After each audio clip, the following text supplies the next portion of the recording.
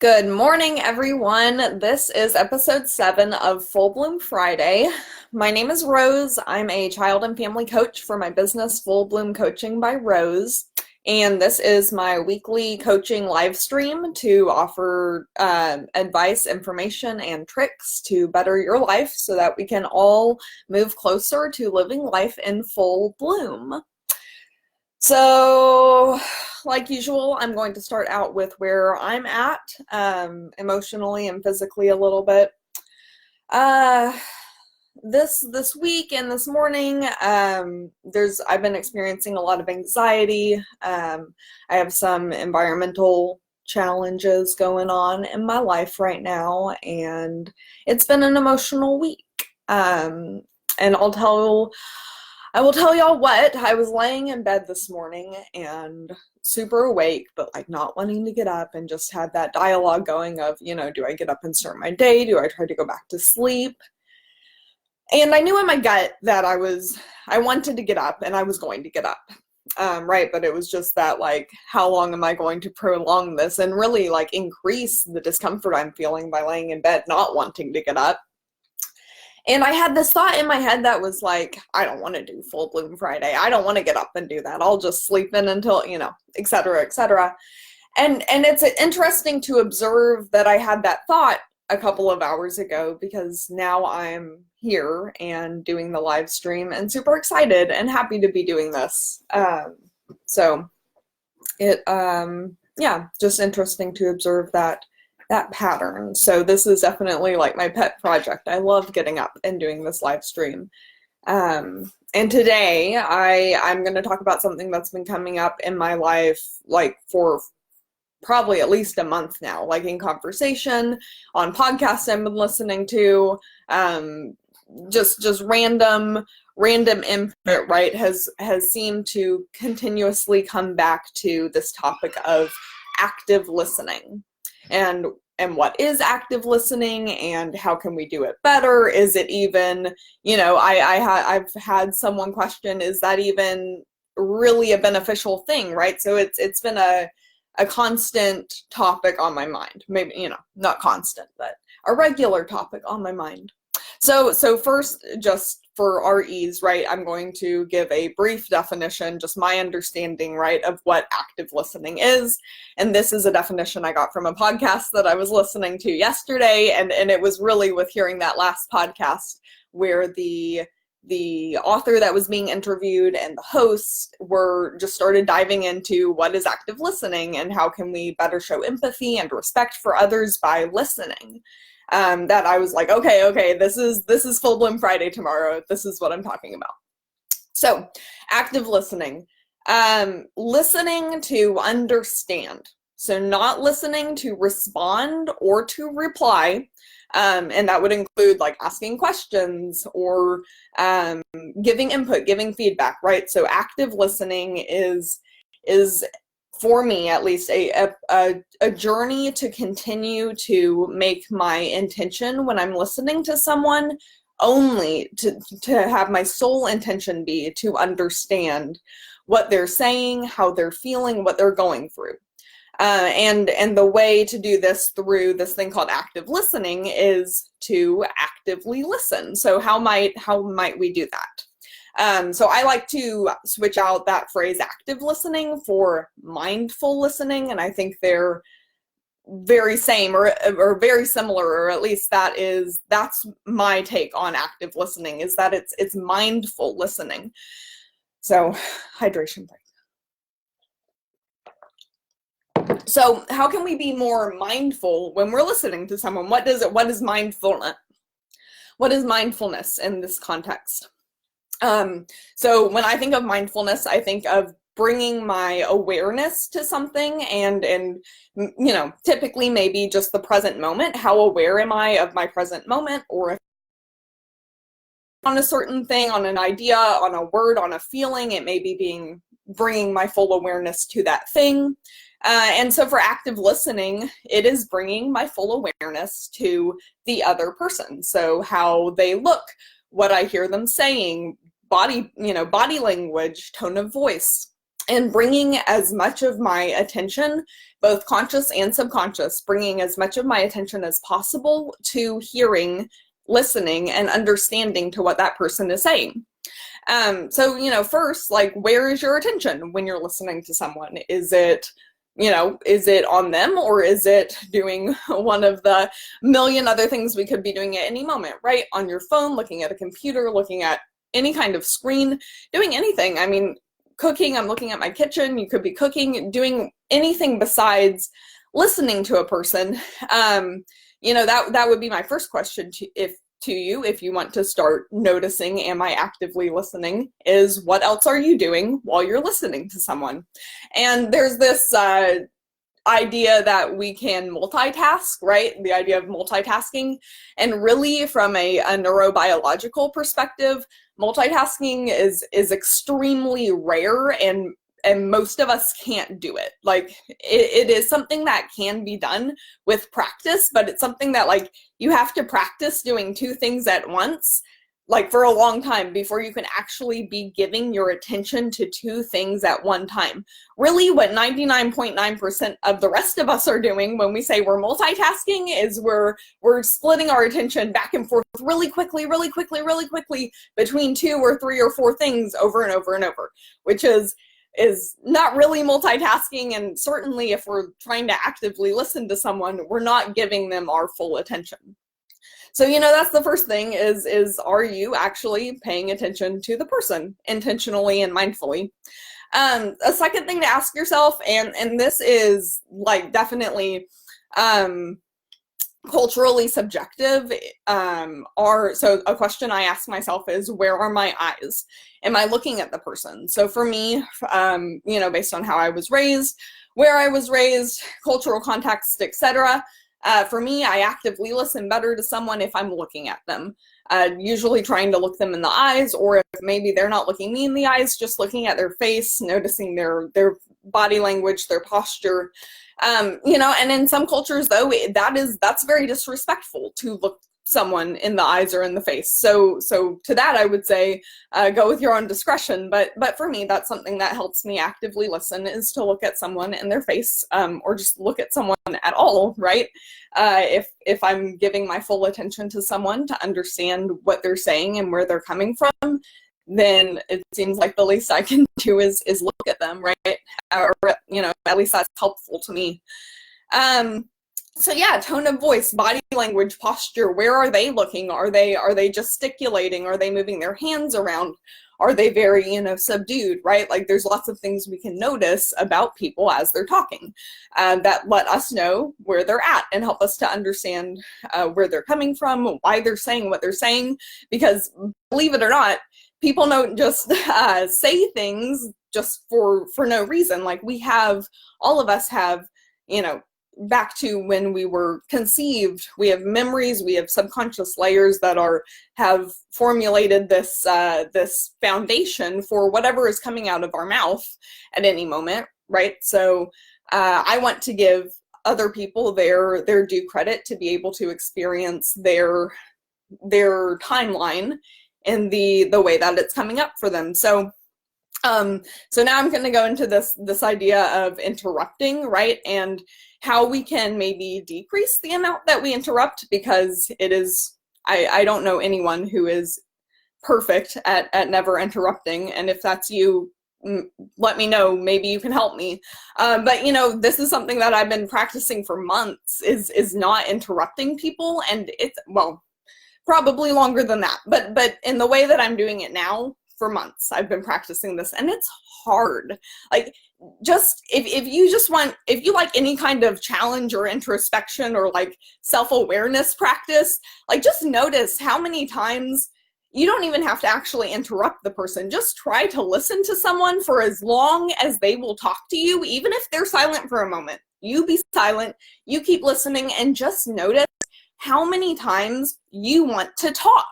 Like, it's insane. And really, and it makes sense, because especially in our culture, we're more, we don't have a lot of education. I don't think, or at least not as much as we could, on communication, but certainly the bulk of the focus of the education that we do have on communication is on expressive communication, not receptive communication. So for instance, we have a speech, I at least had a required speech class in high school, and I took speech in college, or even just how we are taught to write, to vocally express, to have our ideas ready, to get clarity on what we like or what we want, to be able to set boundaries and stand up for ourselves, right? These are all expressive forms of communication, and very important, completely, incredibly important, certainly. And there's a whole nother side of communication that is receptive, that is receiving, that is listening, that is simply being present. And I use the term holding space for other people's expression. Water. Thank you. Okay, so this idea of interrupting, right? And I was listening to this really interesting podcast, always, with the people in the podcast talked about this, a professor, a linguistics professor. So linguistics is the study of like words. And Dr. Deborah Tannen, they were talking about this professor from the 70s, a linguistics professor, and she had made a comment to one of the people that was on this podcast that if we're able to shut our mouths and really just be receptive to someone else speaking for like 7 to 10 seconds, right? So it's not really that long. Let's all just practice now for like 7 seconds, right?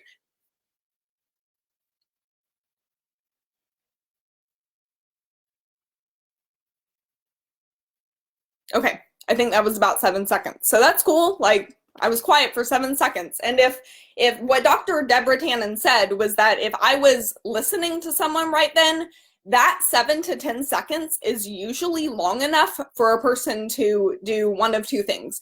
Either like wrap up what they're saying, get to their point and close it down, or what I find happens more often, and that I think is just so beautiful, is that when we give people the space to speak, they feel safe to move to a deeper level of vulnerability and disclose what is really like the next layer of what is on their heart. So understand that this isn't just like, I guess for me, sometimes I can turn it into a self-improvement practice, right? Or, self-help, whatever, active listening, like I'm being a better listener. But really, this is also about giving other people the space to express themselves. And just think of all the things that we do when we have room to express ourselves, right? Like, we create ourselves, we discover who we are able to process just with our inner dialogue. And I find that can even be helpful for me in a lot of situations. That's enough for me to like fix myself, right? But unfortunately, a lot of the way that we've been taught to communicate is to, and again, I'm getting this from Dr. Deborah Tannen, is to have this subconscious idea, like a subconscious timer of how long the other person should be talking. So, whether that's 40 seconds or 10 seconds or 5 minutes or 20 minutes, it's this idea of, when I approach this as an opportunity to listen, how long do I expect you? How long am I allowing you to be able to talk? And at that point, however long that length is, we will have the urge to interrupt. And really what we're doing, and at least this is how I heard it explained to me and how it made sense to me, is that consciously we're turning this into a really like selfless opportunity, right? Like, okay, this person has this problem and they're disclosing to me and I can fix it because I understand, I've been there before, I can fix it, right? And so they get to a certain point and then we're like, oh, okay, well, here's what you can do. And really that's not, well, it's not listening to understand, it's listening to respond. And more so, we are then inserting our own timeline and our own narrative of what we've experienced, we're inserting that into the other person's timeline and the other person's narrative. And you know, if we are truly trying to be empathetic and supportive and understanding of our fellow human beings, because really I think that's something we all want, is to be understood, then the best way, I believe, to do that, and the way to do that through active listening, is to hold space, to be silent, to simply be a presence for the other person to express and disclose. Because really, in a lot of ways, talking in and of itself is if we had to do the black and white split, talking is quite selfish and listening is quite selfless. And not that there aren't very selfless motives for talking and selfish motives for listening, right? If we had to pick one or the other, though, talking is selfish. And again, that's not selfish is bad, selfless is good. It's just the noticing of when we are expressing, we are taking the stage, right? We are making our truth be known, we are inserting our narrative, we are creating, right? And when we are listening, we're giving other people the opportunity to do those things as well. And I heard this comment made again on the podcast, and I don't know that I totally agree with the black and whiteness of it, but to a large extent, I do agree with it, that one cannot be empathetic while talking. How in the world would, you know, we can give evidence for how we are also able to understand the person's situation, but really, how can we be empathetic to someone else while we are speaking? You know, again, we can present evidence for yes, I can logically be empathetic because I have also experienced what you are experiencing. However, that's not necessarily helping the other person. You know, I think, at least for me, what I've experienced is that I feel most understood when someone else allows me the opportunity to fully express myself and they see me where I'm at. So this idea of like getting off of our own timeline getting off of our own timeline and narrative by resisting the urge to interrupt. And again, like if we can just practice, you know, this is a difficult practice, or at least it has been for me. Like, I don't know if you start this tomorrow and you're like, wow, yeah, I can just close my mouth like all the time and listen for forever and ever. Like, congratulations to you, because I don't know, again, teach me, write a book, but this is hard. Like, this is a hard practice to practice being silent while someone else is speaking. And I take it a step further, and I really think that if we're really trying to actively listen, that this is also an essential part, is that just like we can pay attention, we can actively listen to the other person's body language, we can also actively listen by refraining from our body language expressions, right? You know, whether that's verbal or nonverbal. So, you know, not speaking, and also the idea of not being like, oh yeah, or giving those verbal but, you know, partially verbal feedbacks, or a lot of head nods or head shakes, or you know, like all the responses, right, that we do. You know, it also, again, like, it's a whole nother level of training to refrain from responding, but then to notice the responses that arise in the head, and to again not respond, but then to let those go, right? So that's another thing I wanted to talk about, is what I started noticing as I was listening more and responding less, was that there was this whole like subconscious conversation that was occurring with me and everyone else that I talked to. So you know, even though and it became much more apparent because I wasn't responding to them. So, you know, attempting to be simply present.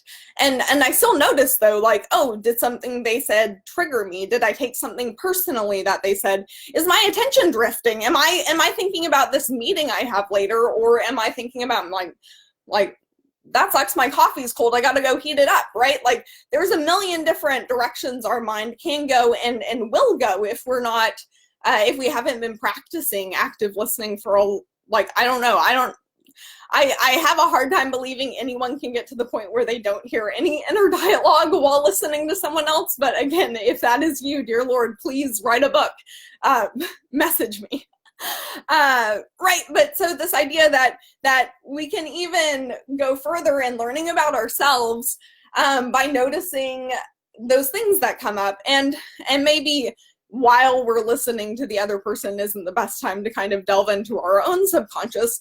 But hey, sometimes, like especially when I first started doing this, if I was really triggered but was also trying to desperately, right, like hold space for the other person, it sometimes became about tuning them out for like 5 seconds to kind of like integrate what I had realized about myself, and then bringing myself back to the present moment of, okay, how can I be there for this person? And really, I think that's just kind of what it's about, is just being there, and being a presence of love to the best of our ability.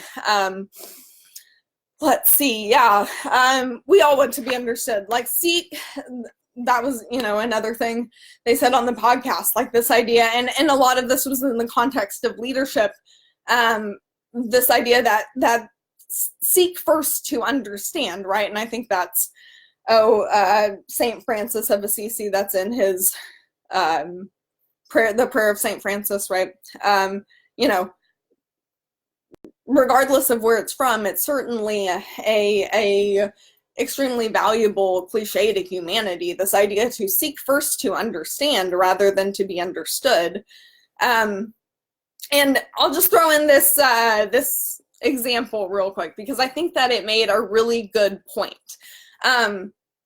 So if I walked up to you and I was like, only said this, right? Said, my dog died. And that's just what I said, right? And there are probably like, you know, millions of responses that could be given to that, right? But how long, so if I did that, how long would you wait before you said something, right? Before you said something.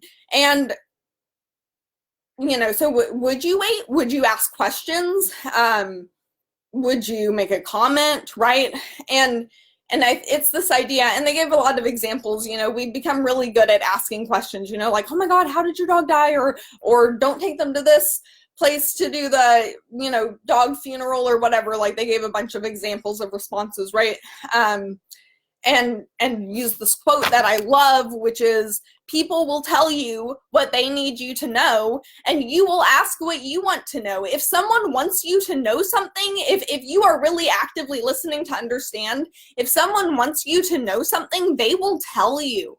And so many of the most amazingly vulnerable things that I have had the honor to hold space for have come after a period of silence, after me and the other person sat there, and sometimes it was 10 seconds, and sometimes it was 30 seconds, and sometimes it was a couple of minutes, and we just sat there, and I did my best to be there with them and be present and let them know that I was ready to listen whenever they were ready to talk. And in doing that, I have been privileged to receive so much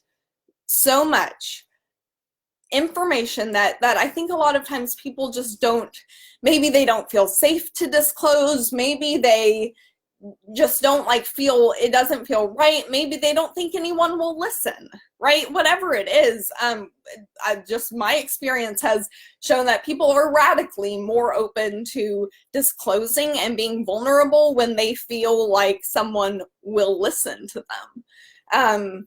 So yeah, that's, you know, active listening. I really think this is one of the most crucial tools for having aware, intentional, loving conversation.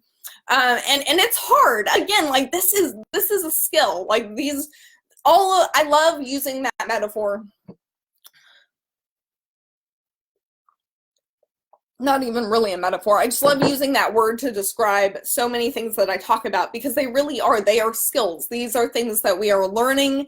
They're things that we can get better at. They're things that we can get worse at if we don't practice them, right? But this skill of active listening is challenging. Like if you find yourself struggling, if you decide to start practicing some of these active listening techniques and you're like, holy cannoli, this is so hard, like please reach out, because we can talk about like things that help us. We can trade like tips. Like that's, like this is something we can do together, right? But it's also something that's opened up a lot of really amazing conversations between me and the friends that I've talked about it to. And then we can kind of like laugh about it together. If I interrupt a friend and she's like, and I'm like, oh, sorry I did that. Well, and then I really try to refrain from the apologies usually, but well, in that case, maybe anyway. but what I'm saying is that when we can start talking to other people about how we're talking to them and our intentions in talking to them, and really just even letting them know that like, I'm trying to be, I want to be the best friend to you that I can be. And so I'm practicing my communication skills so that I can do that for you. Like this is just a whole nother level of vulnerability in friendships that we can really delve into. And there's so much, there are so many things I think that we have on our hearts that we hold on to because we don't feel safe or comfortable or like someone cares, like someone will listen. And so, let's start with ourselves and just really put this practice of actively listening to other people into place. And I think for me, what sealed the deal was once I realized how difficult this was, how difficult it was to just be in a space with someone and not talk, not give feedback, not ask questions, not comment, not even say like, I love you, right? Like just to be, so that they would feel like there was someone who wanted to listen. Once I realized how hard that was, but also the rewards when I did it, like that totally made it worth it, right? So I hope that this motivates you to at least get to that point where you're interested in trying and seeing what benefits you can reap from this practice. And, if you have any questions, like I said, reach out.